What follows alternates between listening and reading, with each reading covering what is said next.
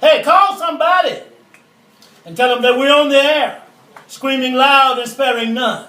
Tune in to the Love Power Show, hosted by yours truly, Wallace Redd, where we are discussing all of the relevant issues, everything from the sublime to the ridiculous, every Sunday from 12 to 12:30 on WMQM 1600 AM on your radio dial. And the number to call is 901-327-3400.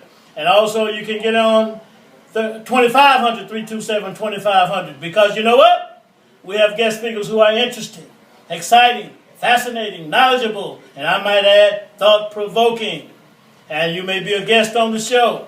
Call Wallace Redd at 644-0186. Also, you can advertise on the show. Also, listen to the show at radio.com, WMQM 1600 AM. That's the internet. The show can also be seen at YouTube, because here we're debating the issues, taking positions, defining and defending those positions, offering analysis and presenting solutions to the problems that we face in the African American community, while at the same time we provide leadership. Vox Populi, the voice of the people. Before I go further, I want to say something about, let us thank Dr. Isaac Richmond for all that he has done and continues to do. And let us highlight Brother Jabril Shabazz, located at Parkway in Lauderdale, the Marcus Mosiah Garvey Institute. In the studio today, we have guests, more exciting, knowledgeable, fascinating guest, Brother Paul Micheal Tharps, excuse me. And on the line we have Alan. But let me go next to Brother Paul Outlaw is with us.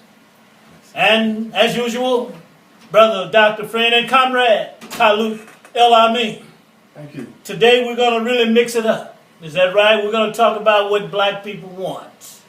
We haven't heard anything about that in a while. But we used to hear what Elijah Muhammad and his group wanted. We've heard Dr. Chancellor Williams and even Marcus Garvey. Oh, do not forget the Panthers. We haven't laid that out lately. That's a good topic. And Brother Micheal Tharps is with us, and he's going to engage with us from a political aspect. Is that right? Am I correct in saying so? That's and also, Judge Joe Brown is going to be calling in. Is that right? Mm-hmm. Okay, so let's, hold on, Alan. Let's go to Brother Micheal Tharps. Open up for us, brother. Yes. Talk with us. Yes. I'm hoping, because I wasn't aware of the topic, but I'm hoping that black people want to try to deal with, as we've been looking at the thing that we face with now, where they have a propensity to kill our young children unnecessarily. And the laws are justifying it. Yes. And this is something we need to get a handle on and be concerned about. Absolutely. And we were talking about this just yesterday, Dr. Talut, and I told you I had a conversation with the sister in Missouri, and I was talking about the Willie Lynch letter. I was a little ambivalent. So all of this is going to tie in the effects of the so-called Willie Lynch letter, what black people want, and the value of young African-American men in this court system. Right. I want to go to you, Paul. Brother Paul Outlaw, y'all. Thank you. I like what the brother said. We have to recognize that there are some certain things that are affecting our community, and most of our efforts should be structured on helping the youth, because, as you said, there is a history of what our struggle has been, what our plight has been, based on certain facts that were stated in the Willie Lynch letter. I mean, for instance, they took all of our differences and put them against one another so that we could have this struggle of unity, as Willie Lynch said, for hundreds, maybe even thousands of years. And that's coming true. Not only that, he directed the slave owners to actually use the strongest slaves as examples. So we look at it maybe as a physical thing, but as it has manifested over the years, the stronger African, the stronger black American, African American, is the one who's speaking out against the status quo. That's the strongest one. They're using us as examples to not allow the masses of us to recognize the truth. So it is manifesting over the years. It has been hundreds of years, and it will be thousands of years if our strongest black men don't stand up and make the change today. Okay, strongest black men. Dr. Talut, let's go to Alan right quick, and then you'll do what you do best. Make it practical, put it in perspective. Brother Alan, are you there? Okay. All right. Go ahead, Brother Allen. Yes, Dr. Talut and Mr. Wallace Redd and Paul Outlaw and other guy, I can't get the other guy's name. Mr. Micheal Tharps. Yeah. Check this out. You know the difference between 2014 and the people of the 60s? They were in love with the camera of the TV. You know, I really observe things that we have politicians now with these major media, put them on TV. They are very, they can say good things to the media. They are smooth operators. This is a good example about how Memphis is going, and I see it. You know, we give out a lot of pilots to corporations that come here and say, please give us a job, but we give all our tax base to them. Now, Senator Mark Norris, he showed his true colors. He said, after I get all your tax base, I'm going to take away your charter. Now, African-American people have been used this week, have come from Africa. This is what I'm saying, that I know how the enemy thinks of me. He want to use me. He wants cheap labor. Now, when we have these politicians, like when you said, like our mayor, A.T. Ward, notice how he talks to the media. Notice how he disrespect our police director, Tony Armstrong. Yes, the people in the 60s, they didn't run to the camera. When Dr. King, we marched to Washington, they had all cameras and radio things there. He was saying his speech. He didn't want to be polished for the media. That's why I have a dream. I've been to the mountaintop. That's why it resonates with the younger generation now, that these politicians, Yes. it's all symbolic. It's all for TV. Okay.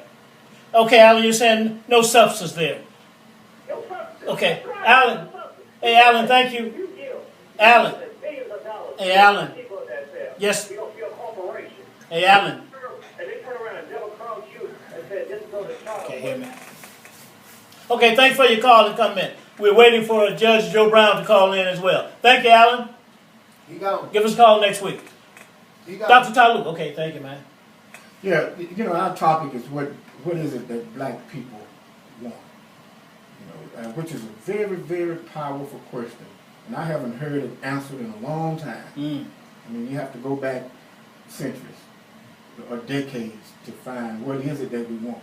We march, we protest for singular things, individual things. Yeah. A young man is shot, black on black crime, and those types of issues.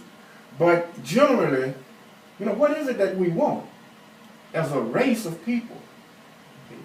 And I think that what we have to deal with is our economic and commercial state in America, our liberty, our peace, our enjoyment of life in America. These things tend to sidestep us for those singular issues, those individual things, those neighborhood things.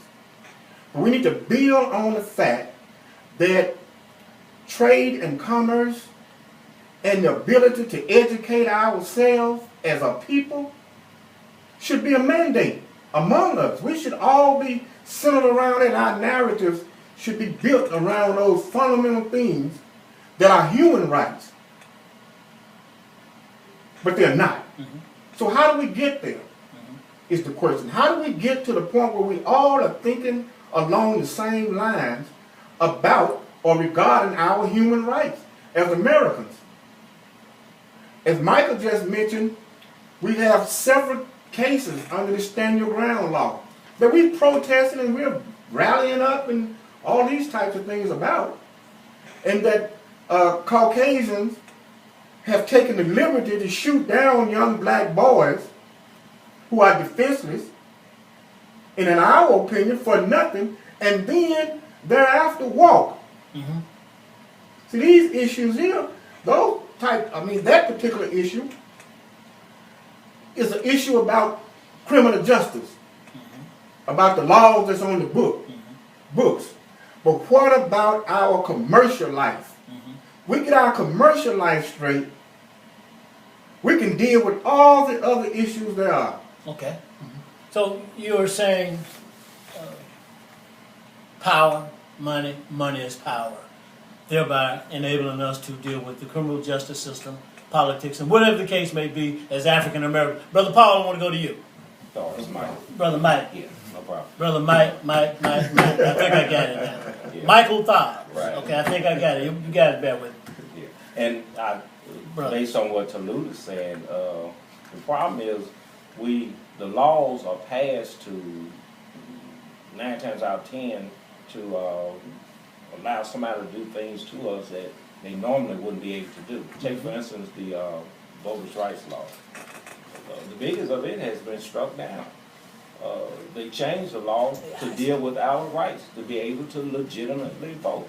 So when they change those laws in the states that deals with standing your ground, they're really taking us back into the Wild Wild West. They're giving people the opportunity to do things to us that they normally did in the 1800s, they did in the 30s. So what we have to do now, and our children, I tell them constantly, they want to be bold and ferocious and stand up to any and everything. You cannot stand up to a person that has a gun. He can say anything that he wants to say, just like our parents used to tell us when we were growing up. We've gotten away from those old ways that we taught our children. Sticks and stones may break your bones, but words never will. So when they pass these laws, well, we got to tell our children, walk away. And people that can go, and I'm not telling you to go out there and get armed and get back to the Wild Wild West, but we have no other choice but to stand our ground. Now let's say it had been reversed. If that had been a black man who had shot some white kids in a car, it wouldn't have been no issue about whether he shot them unjustly and they did not have a weapon. It wouldn't even been an issue about whether he would be on trial now. And look what's happening. They found this last case, the individual guilty on 3 counts of attempted second-degree murder. Okay, yeah. But they didn't even come to an agreement on the actual murder of that child. Right, we can only use our imagination in terms of what actually happened behind the scenes among their jury, because we counted. There were 12, 3 and 3 of European descent, male and female, only 2 African Americans. Then you had one, what they call Hispanic white, and an Asian lady. But we saw that in viewing this, and we'll say this real quick, that many European, Eurocentric white women were totally against this guy. And the leading attorney is a white female. And talking about bringing this guy back on that hung case and retrying him again, murder. He already has 75 years to do, convicted on going up 75 years. So, having said that, is that an opportunity to build on the outcome of this case in terms of adding value to the lives of young African American men? Brother Paul. Did I get it right? Brother Paul. Brother Paul, yes, Okay. you got it right. You know, we can catapult into the next dimension on any issue. What we have to recognize is the problem. I mean, we can't come up with a solution if we don't recognize the problem. Like the brother said, if it had have been reversed, there wouldn't have been no question on what crime was committed. We wouldn't be talking today about if he's going to get retrial and was there a gun or a shotgun held. No, what we have to recognize is the problem is that a country based on slavery has a systematic racist construction. So it just doesn't lie within 1 or 100 of the other persuasion causing us our grief, our creating an environment where we don't have peace and serenity. It's the whole system. The whole system is set up that way. As a matter of fact, when we talk about the Jim Crow laws, everything that he mentioned in there is materializing. We are at a point now where if we look back at his letter, it will show you that just by them pitting us against one another for differences has allowed them to accomplish their goal. I mean, we can't even agree on if the system is working for us. But we know our children are not getting educated. We know that we're getting locked up in the masses, that they're leasing us out as convict slaves, that the 13th Amendment doesn't say we have the right to vote, it says we have the privilege to vote. So if it's a privilege, that means they can take it back at any time. It can be taken. So it's a systematic problem with the system. It's not something that we can just say we can change one thing or another thing. We have to change the system. Okay. That's the problem. Dr. Talut, here in Memphis, every now and then we see a spree of police killings of young African American men, and then it dies down. But it erupts again. So what is the value of young African American, the lives of young African American men in this court system? And whose responsibility is it to change and add value to our young African American men, and how should we proceed in doing so? I recall James Brown's song when he said, we don't want you to give us nothing, just open the door that we're getting ourselves. Yeah. Okay, yeah, I would like to build on that in saying that don't even open the door for us. Okay, we don't want you to open the door for us. Because what? Just unlock the door. Okay. And step back out the way, and we'll get what we want. Yeah. Okay. See, the thing is, if the door is locked, someone created the door and put a lock on it. Okay, and in America, the door is locked. But the problem is us. The problem is black people. Black people are so divided and hate one another so much so until any criminal, crook, shyster of any other nationality can swoop down on our community and have their way and walk away. Nothing done. Right. Okay? So I will not point my finger at the white people, the white man. I'll point my finger at the imaginary white man. Okay. But I would not point my finger at the white man and say he's wrong for what he is doing. He's doing what he's been doing for 400 years. We know that. You see? But we as a people have to get ourselves together. We got to think in one accord, or two at least. At least two. At least two. You know, and my point I would is, accept three. Yes, my point is this. America is a nation of many ethnicities. Yes. Each ethnicity has a right in this country to harness its power and its purpose and its future. We want to think as black people, we want to think that we are harmonious with the white people, that we're the same. The white man and the black man is the same. That's what we really want to think. But we'll never get there. It isn't designed for that. This country is not about that. This country is about every ethnicity finding their way, building their future in America, and contributing to the whole, of which we don't even do that. But as far as labor, I ain't gonna lose my job, man. I gotta pay my car note and my house note. And Brother Paul just said that we can't agree as a people on anything. You know, and you guys may have seen this in the news lately. Brother Yahweh, are you still there? Yes, sir, my brother. Hold on a second, I'm coming right to you. Go ahead. That Ja Rule was going to get in the ring with Zimmerman and box, have a boxing match until now. I'm assuming that it was other African American male, Al Sharpton, who had a conversation with Ja Rule. What are you doing? What are you thinking? And that goes back to what we're talking about. Here, Ja Rule, you're going to get in the ring and popularize a villain, a criminal. And he's going to be on TV in the morning, Zimmerman at 10 o'clock CNN, and he's sitting up there looking like I don't want to say. Oh, let me say something about this key in the door. How about us just? I want to say something else, but I won't say it today on the air. Just unlocking the door ourselves. That's right. I want to go to you now, brother. Good day. Brother Micheal Tharps. Is that right? Right. Go ahead. Got it. Go ahead, brother. Respond, and then we go to Yahweh. Well, based on what Talut was saying, and every group, I don't care what you're saying, it's not that you're against somebody. When they tell you about sticking together and harmony with each other, then they want to say you're radical or you're racist. No. Chinatown, Little Italy, all of these groups, Germantown, when those people get together and organize and they become strong and cohesive with each other, then they are respected.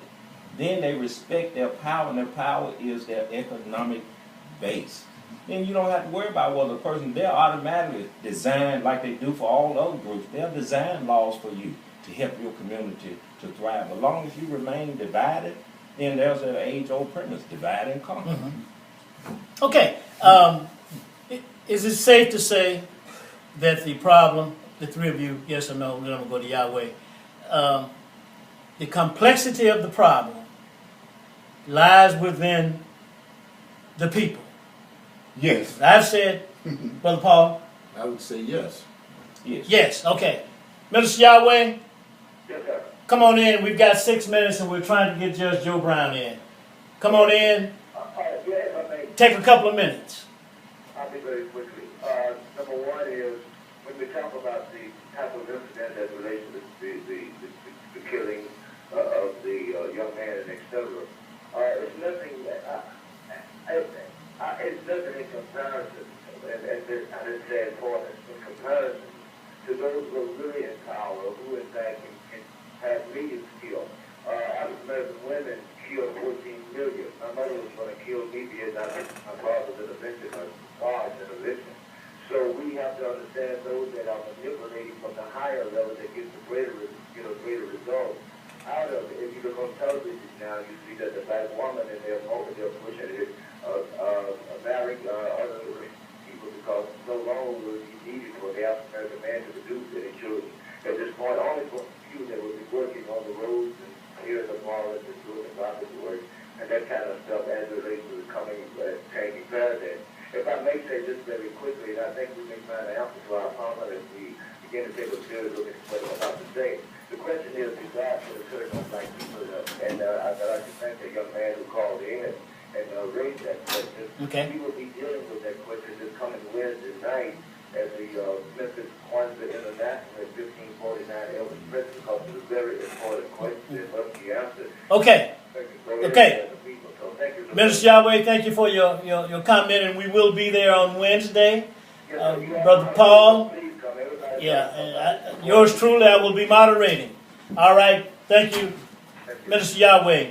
Let us continue. We've got 4 minutes, and we hope Judge Joe Brown calls. If I could just You can. interject here. Yeah. You know, the main solution to our problem is getting amongst ourselves and devising a plan to correct the issues that we have within ourselves. You know, it's as simple as know thyself. We have, as a people, have to know thyself. We have to know what makes us tick, what's going on with our community, and take the responsibility to correct that ourselves. Don't put it in the hands of someone else. And I like what the brother said over here, Mike, that as a people, we have to recognize that we cannot be concerned about what other people think about us when we're talking about the well-being of our community and what we need to do. They'll recognize the benefits later on, although they may not like the way or the formula that we use to straighten up our people, develop our economic wealth, and to make our people more productive in society. We have to do that, and they have to just stand back and let us do what we have to do. Okay. Dr. Talut, we've got 3 minutes. Let's go around. Well, well, the things that we want as a people, again, is pretty important. We're going to have to expound on it. We're going to have to deal with that for quite some time to come. I don't think it's an immediate answer to the question. Okay, I think that some of our intellectuals, our efficient leaders are going to have to take part in defining what is it that we want in this country. We build our narrative around it, and we just move forward. And along with the common man and woman, who would also make suggestions to what it is that we want. We may have a good foundation for that, or a good ground for that, if on this Wednesday night a topic that we'll have at the Kwanzaa headquarters or whatever special. We might get a start with that for what we want in Memphis, Tennessee, at least. Yeah, the panel discussion. Yeah. Brother Micheal Tharps, say something. As Brother Paul was talking about the strategizing and getting together, and with the first caller, the media is the only avenue that we have to get our message out to the masses. But when we strategize and we put our whatever we're going to do together to get out and do what we need to do for our community, let's leave the media out, because you never let anybody know what your whole card is. So you get in that strategy, come to an agreement, then you come out. You can fight behind your door, but you come out with a cohesive agreement, and you come out and you announce to the people what you want to do and try to bring them forward. Sounds like I hear you talking about what we used to talk about many years, not many, because I'm not that old, a united front, something what you're talking about in terms of, but when we talk about the media, I think that's going to be a question of strategy, a question of approach, in terms of knowing how to use the media, and that the media is operating 24 hours a day, and that's something I think we need to be thinking about in terms of getting our words out, in terms of getting our message out, is media, promotion, advertising. At least this is the way I'm looking at it from this standpoint. And also I think whatever problem we are going to be approaching should be primarily fought on the political battlefield. And that's why I was hoping that Judge Joe Brown would get in with us, but perhaps next Sunday. Is that right, Brother Michael? If he's not leaving, I have to check and make sure. Well, technology is something today. We can talk long distance. Yeah, he can still call me. That's right. We on the air on the internet right now. Right. Hey, it's just a phone call away. Right. And that's the way that works. So the political battlefield is essential in conjunction with Dr. Talut, the economic battle that must be fought. Yes. Hey, thank you for coming. Oh, I appreciate it. Please come back. Enjoy it. Thank you. All right, thank you, brother. Nice to meet you. Likewise.